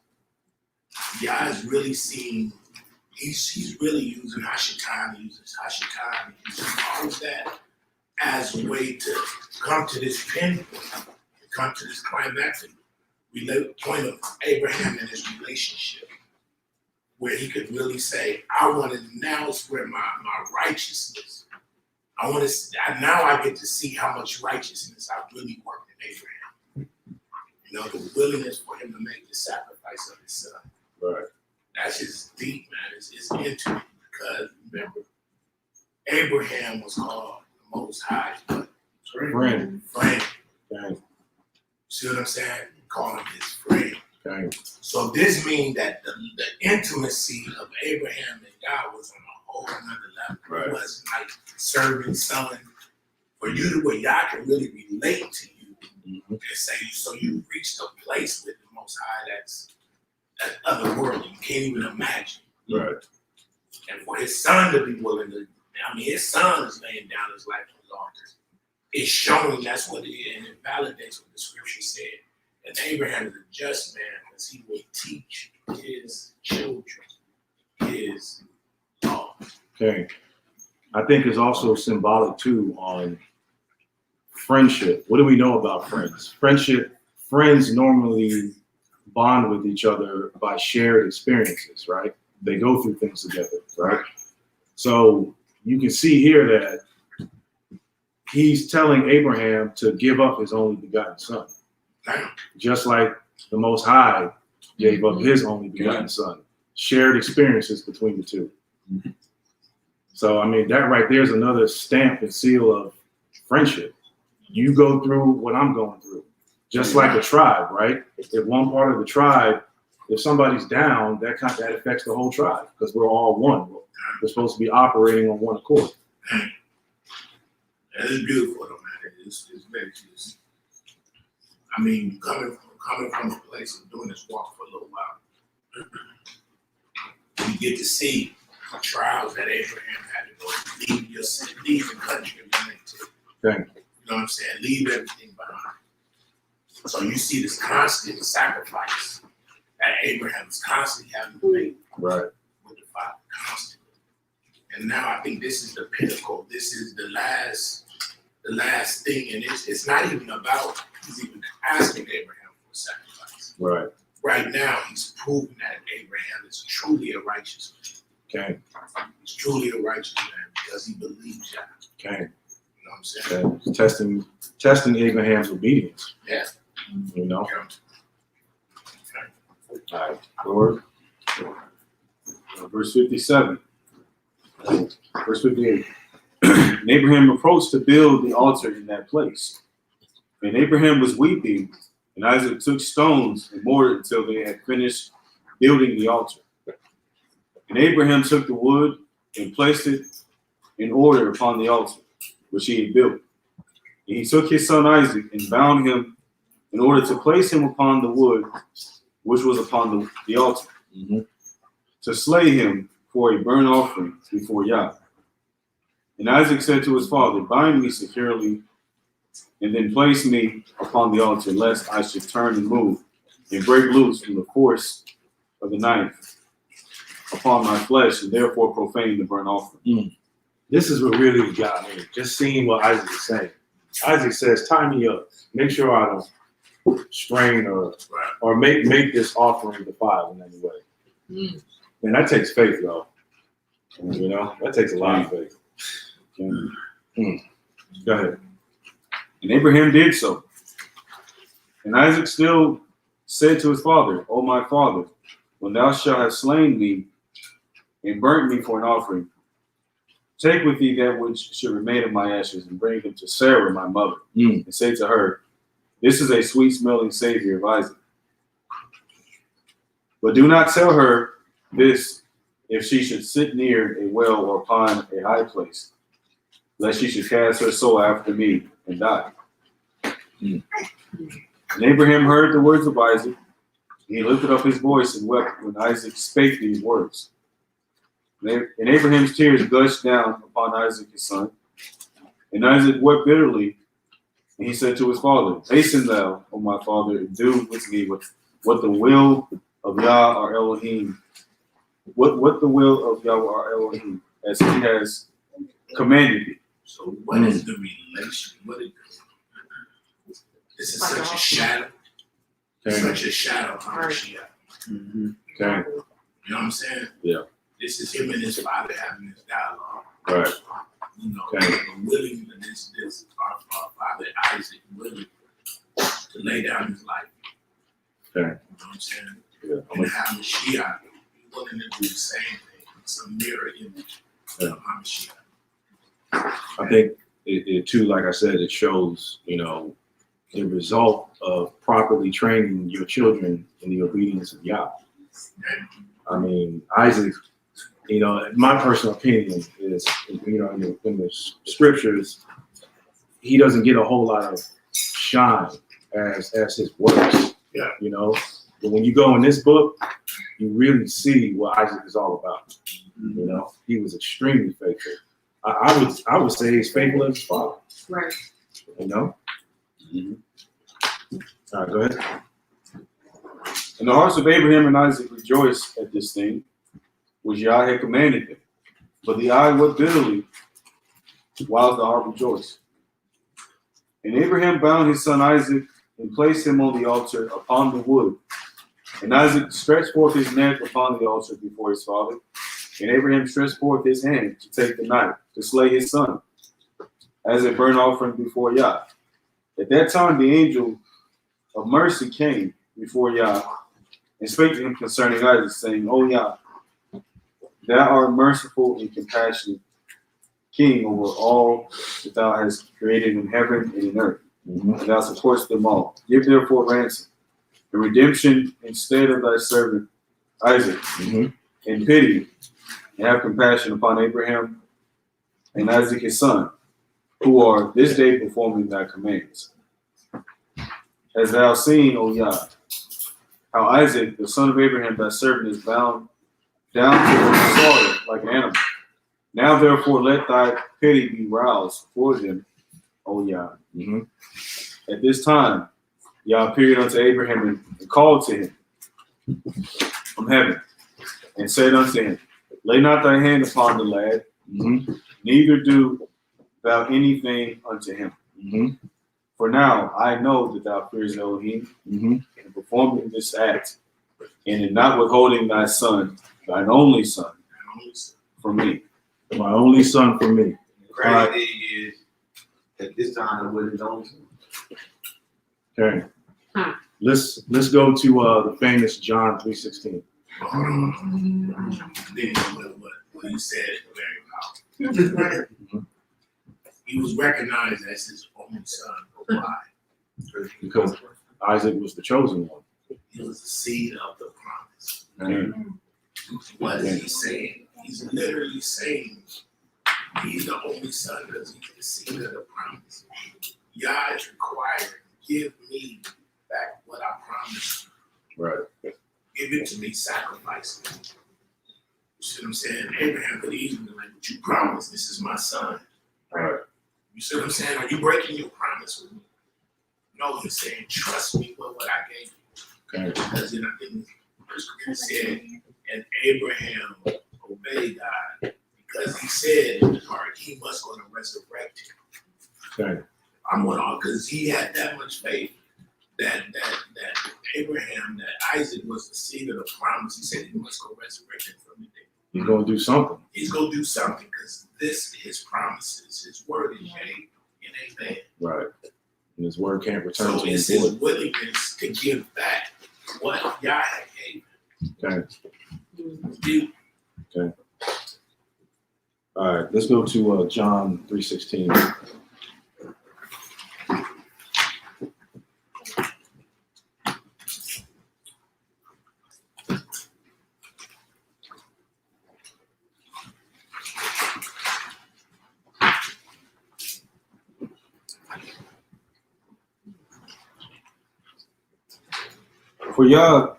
For Elohim so loved the world that he gave his only begotten son, that whosoever believes in him shall not perish, but have everlasting life. Joshua 23:69. For Abraham so loved the Most High that he was willing to give his only begotten son. 23:69. We had already read it, but I just wanted to make a point. All right, so let's go back to Joshua. Now we read that real quick. I just want to make it for the audience. Yeah. Okay. This is in Hebrews, actually. Hebrews 11:18.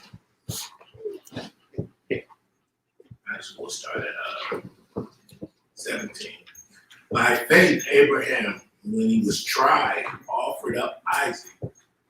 And he that had received the promises offered up his only begotten son. Okay. Of whom it was said that in Isaac shall thy seed be called. Accounting that God was able to raise him up even from the dead, from which he also received him in a victory. Okay. So Abraham had that much faith. Because Abraham understood, he had such an intimate understanding of God's spirit. He said, he's such a promise keeper. He was going to raise this my son from the dead. Okay. And we're supposed to have the same faith that we lay down our lives for the Most High. He's going to resurrect us. Okay. Okay. I think a perfect example of that, and we won't get into that today, but I'm sure everybody's read 2 Maccabees, the woman with the 7 sons. Right. You know, sometimes faith can be tested to death. Right. You know, we have examples of, Shamrat, Meshach, and Abednego. Their faith was tested to the point where they were going to die, but they didn't. but some of us will have to be martyrs for the Most High. But if our faith is where it should be, we know that we're going to be resurrected to eternal life. Hallelujah. So,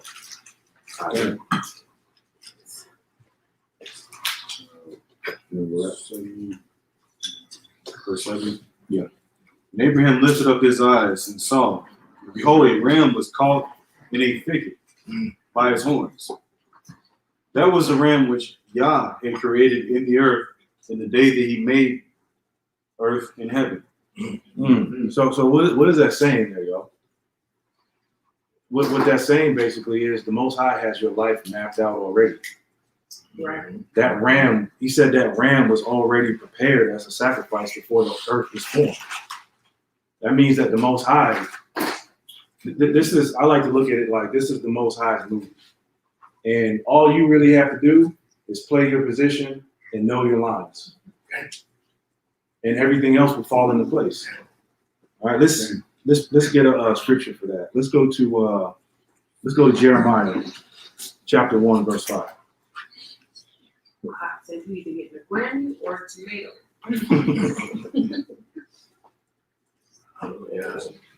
Jeremiah 1 and 5.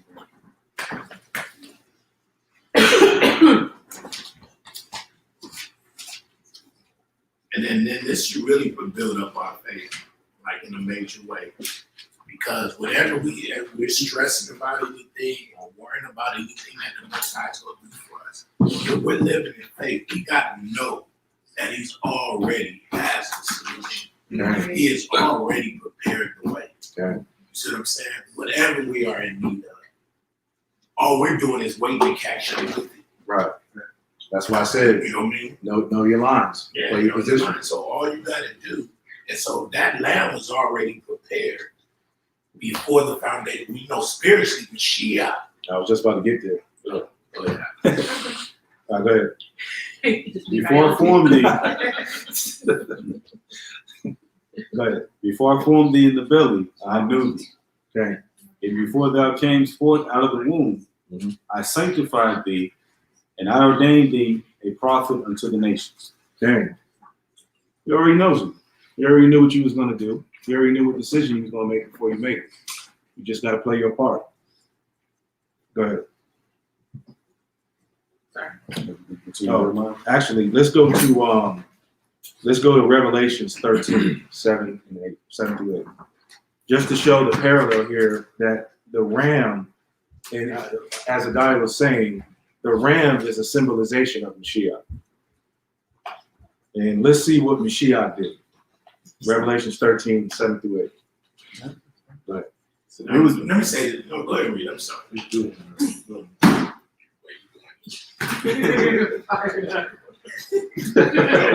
I want to hear it. It's me going. Go ahead. I'm sorry. you good. Go ahead.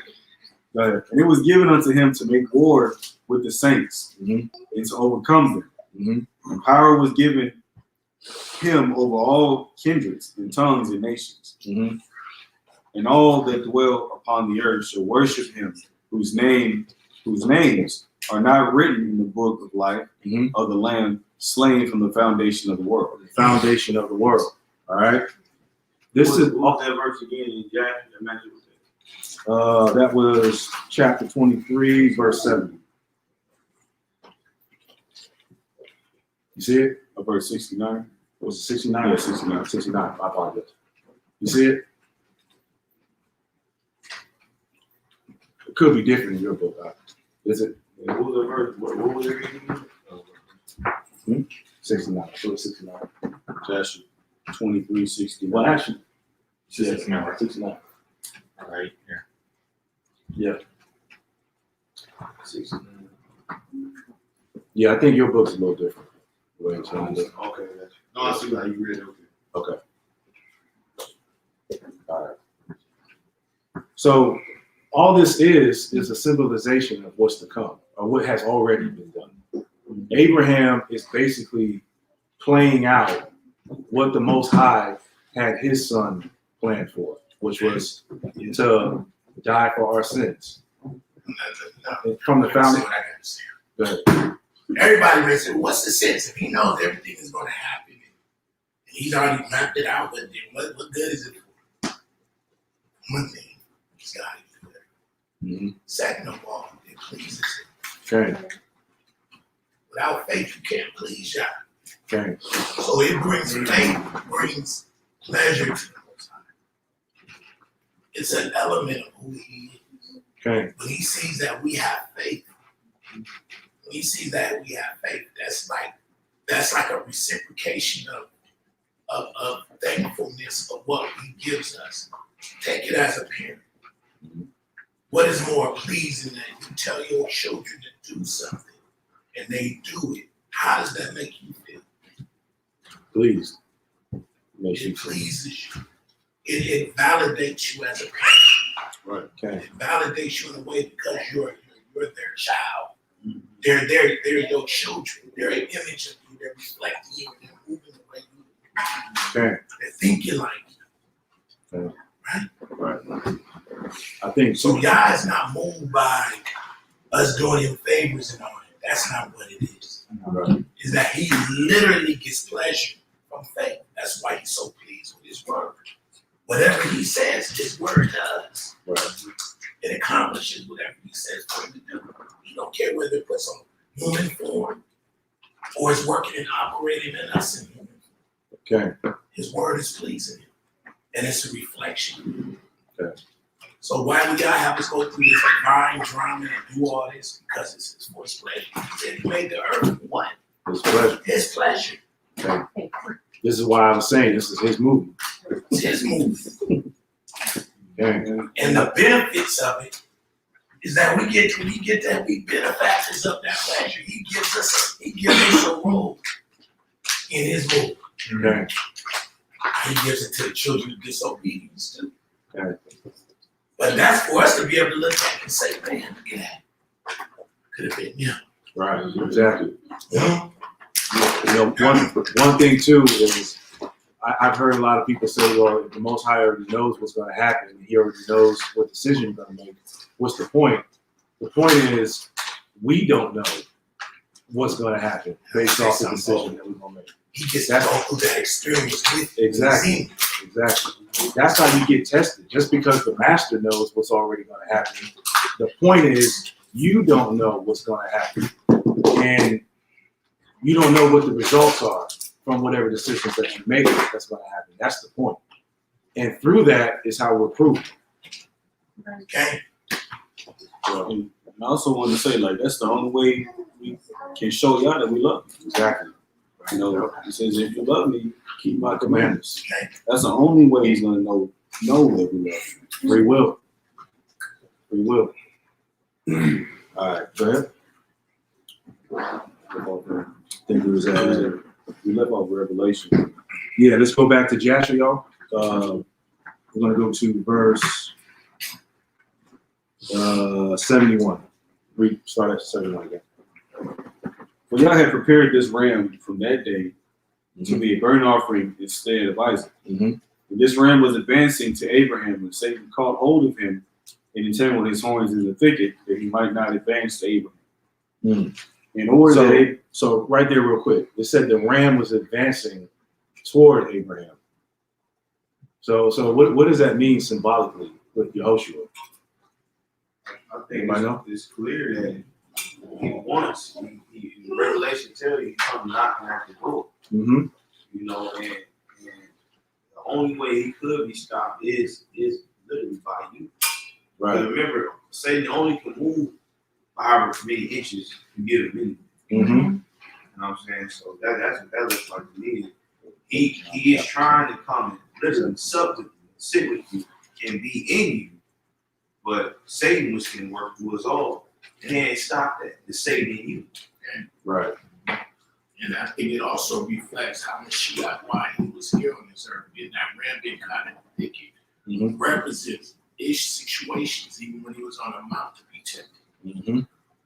When Peter said, "Nay, you will not be sacrificed," it says, "Yah, we Right. say." He recognized He recognized Hashatan. So that was him because Mashiach was pressing forward to be sacrificed. Okay. just like that ram is. Okay. Okay. Let's back that up with John chapter 10, verse 17 to 18. Therefore, does my Father love me because I lay down my life, that I might take it again? No man takes it from me, but I lay it down of myself. Lays it down willingly, just like what you just said, just like what the ram did. All right. I have power to lay it down, and I have power to take it again. This commandment have I received of my Father. Okay. All right. I'm just curious, why you say you got power to lay it down? What I get out of it. Because what I get out of it is, it almost, and you know, this is the way I'm looking at it. It could be wrong. It almost looks like the Most High is giving His Son a choice. You know, like almost to the point to where Yehoshua could have said to his father, "Nah, I'm not doing that." But, and the reason why I say that is because actually the next precept, we're going to go to Matthew 26. He tells you that if he wanted to, he can call a legion of angels to come stop all of this and take him back up to the Father. So that's what I got from it. He's willingly doing this, and it seems like the Most High is giving him a choice to do it or not. But he loves us so much that he's like, you know what, I'm gonna do it. Hallelujah. In addition to that, is that something about doing something for Yah is so divine and it's so holy that it's not natural for a human being to do. Right. The carnal mind is at war with Yah. Right. Period, first of all. How many of us is bold enough to go out there? Who had a gun pointed at them before? Did you stand there and say, "Shoot me"? I mean, I was like, do what you gonna do. I'm saying, how many men, black men, are willing to die before they said, but they've been disrespected? Okay. But this right here, dying for Yah, men that don't want to do. Men ain't gonna do. All of us gonna be challenged. Are we willing to really die for Him? Because all of a sudden the rational mind kick in. What about my babies? You see what I'm saying? Or is this really real? Or is this really real? You see what I mean? You could be willing to die for your pride, or being willing to die for a power or a holy God. Okay.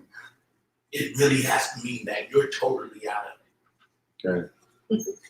Yeah, and that makes sense because you're dying for something spiritual versus dying for something carnal. Okay. Pride is a carnal emotion. The flesh will willingly protect itself. The carnal mind will willingly sacrifice itself. Okay. Sacrifice itself for something else. Wait a minute.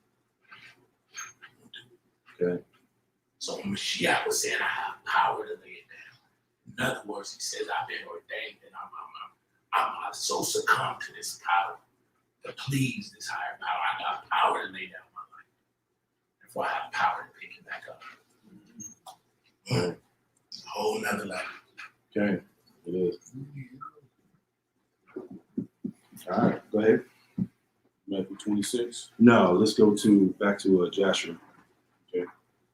I think we're at verse 73.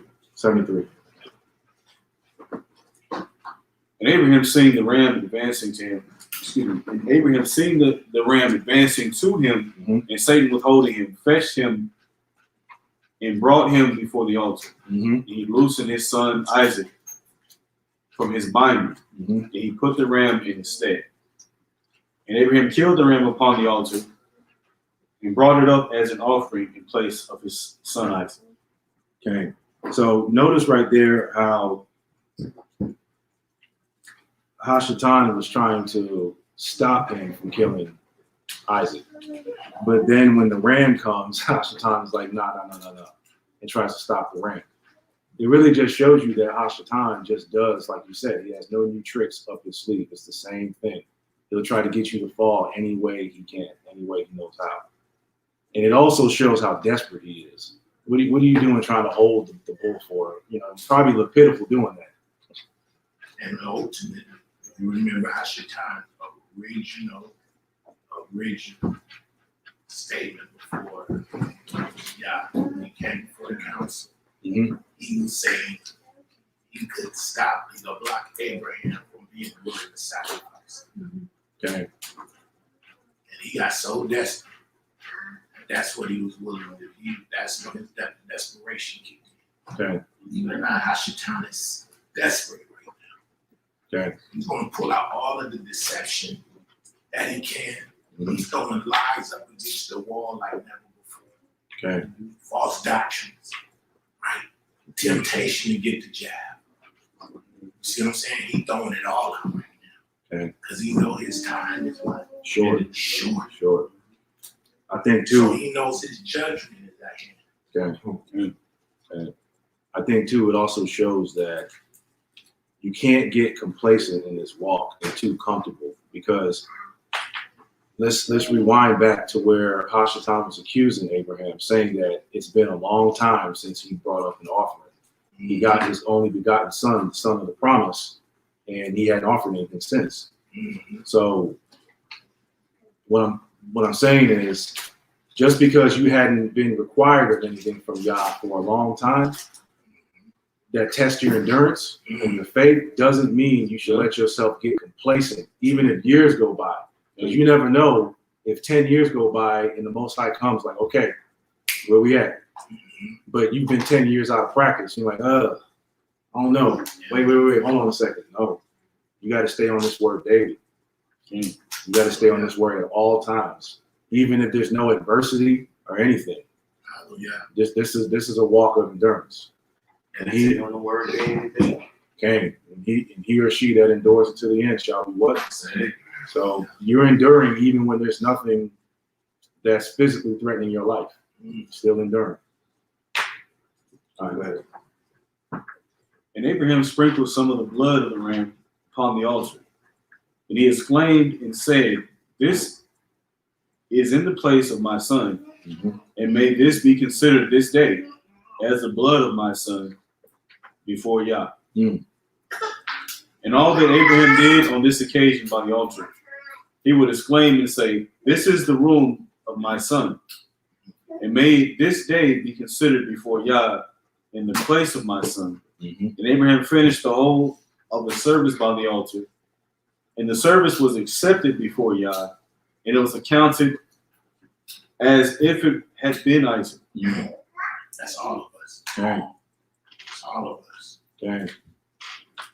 Anybody try to teach another Mashiach that did not lay down his life and that blood was not required is a lie. Truth is not required. That is the propitiation for sin. Okay. All right, go ahead. And Yah blessed Abraham and his seed on that day. Excellent. All right, so with that story and a further in-depth analysis, you guys see just how deep rooted Abraham's faith was. It wasn't just a situation where God told him, go sacrifice your son. Abraham had to endure Hashatan taking on different forms to make him look like he was nuts. And then he even challenged Isaac himself. So when you see stuff like what they're doing up there on YouTube with the jab and everybody claiming that they're believers, but they're putting their trust and faith in man. This story, I really wanted to bring this story out just to show that Abraham is a measuring stick of where our faith needs to be. I think he's probably one of the highest measuring sticks in the scriptures. Yeah. So with that being said, that pretty much concludes my lesson. Does anybody have any questions or comments or anything? No. Definitely a great lesson. I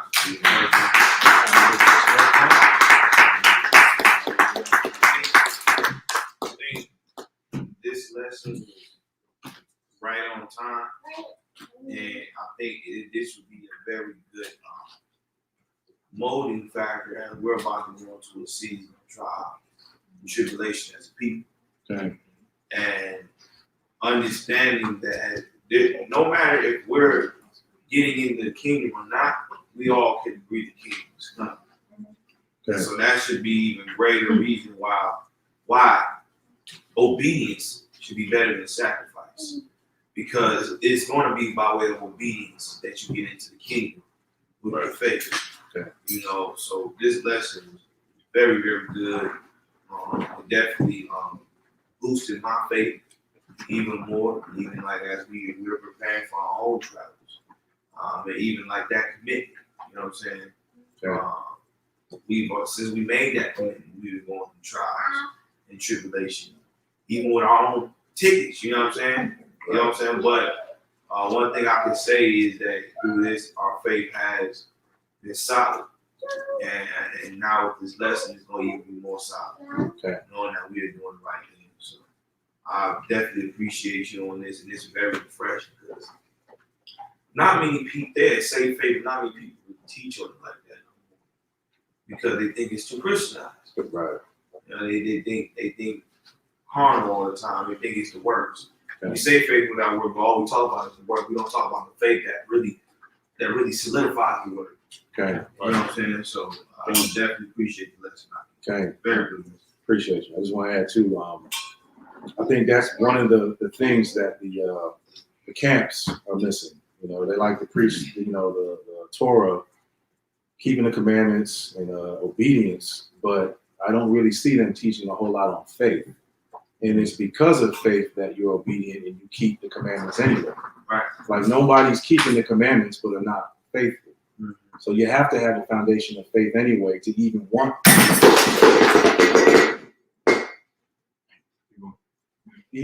to keep the commandments.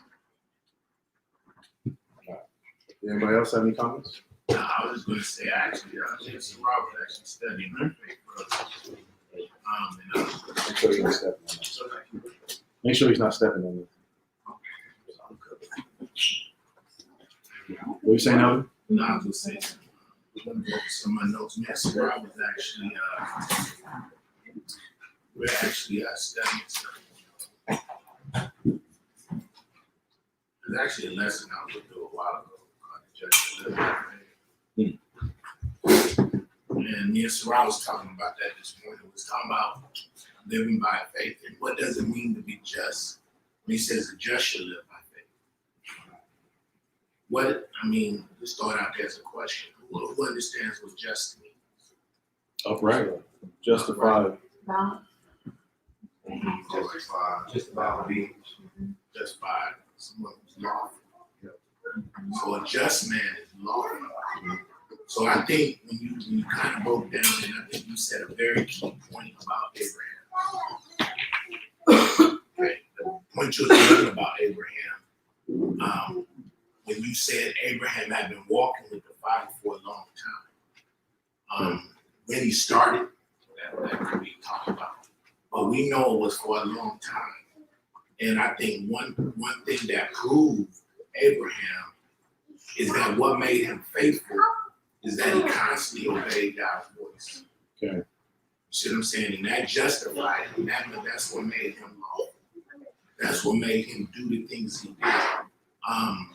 From circumcision to teaching his children. All of those things. What strengthens you and stops you from being led astray from God, like Hashatan was tempted, is that he was obedient upon obedience. You see what I'm saying?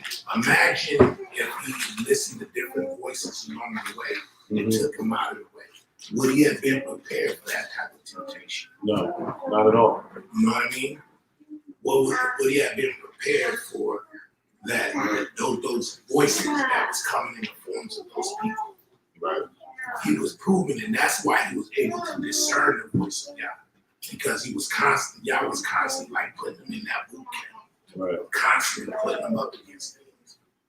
You see what I'm saying? Okay. And then that's why Yah said his sheep know his voice. And another they won't answer because that obedience, that consistency in your obedience strengthens you. So you will know the voice between Satan and the Most High. Okay. You see what I'm saying? Because guess what? You gotta imagine this.